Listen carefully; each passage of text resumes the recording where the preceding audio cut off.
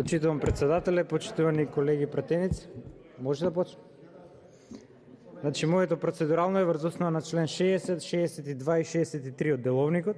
Членот 60 вели дека председателот соработува со координаторите на пратеничките групи. Членот 62 вели дека председателот и подпредседателите ја планираат динамиката на седниците и вршат друг вид консултативни средби од значење за работа на собранието. И членот 63 вели дека председателот, подпредседателите и координаторите разгледуваат прашања од значење за унапредување на работата на собранието и разгледуваат прашања и иницијативи во врска со работата на собранието. Тоа вие сте главниот тука кој го менаџира овој процес со тие редовни и вонредни координации. И како што кажа координаторот на Социјалдемократскиот сојуз на нашата земја, јас ќе се обидам да се држам до вистината. Вистината е дека вие вчера во 2,5 сатот не викнавте на вонредна координација, на која што јасно беше кажано дека СДСМ со своите 42 пратеника е за свикување на седница, тоа е 36-та, за петиот пакет мерки. ВМРО со своите 44 пратеника беше за свикување, Левица беше за свикување, немаше представник од Алијанса Алтернатива, ДУИ не се изјаснија.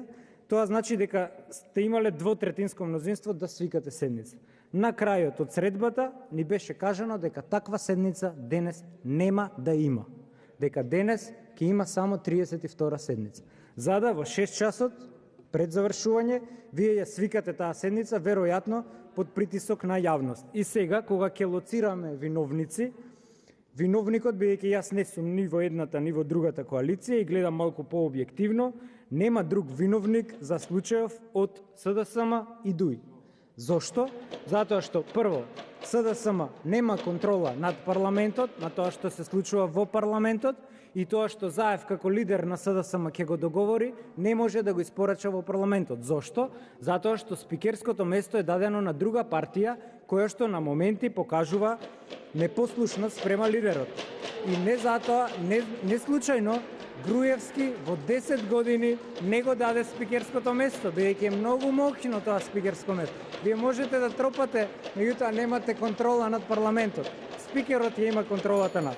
Од друга страна, каприцот на спикерот е зошто не бил повикан на лидерската средба и зошто тие направиле сметка без крчмар. И од тука доаѓаме до заклучокот дека од еден каприц луѓето не можат со месеци да си ја остварат својата она што им следува. Од тука наша порака како опозиција, во моменти кога не можете да обезбедите кворум, да ќе прифатите ултиматум, а тоа е свикајте ја 36-та седница и толку, 32-та не може.